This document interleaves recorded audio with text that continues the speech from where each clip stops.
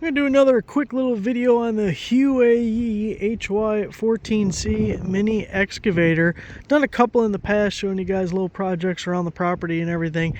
I've been really happy with this machine. I think we're over 30 hours now.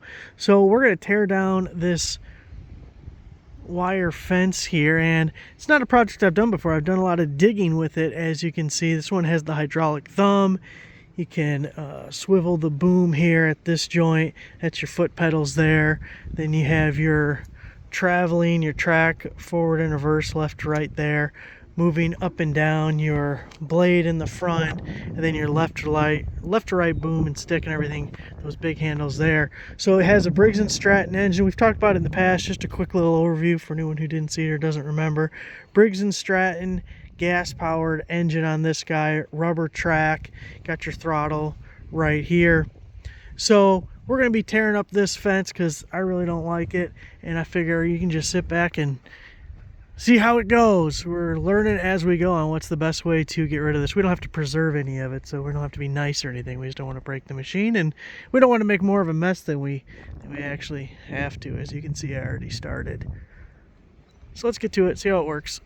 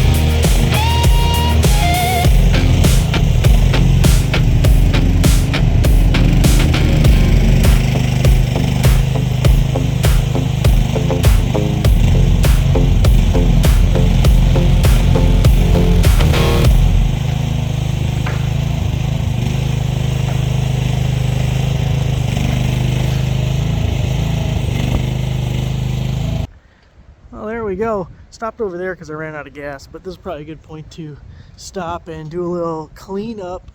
But even with me setting up the camera and moving everything, the runtime on the camera right now is 9 minutes. It took 9 minutes.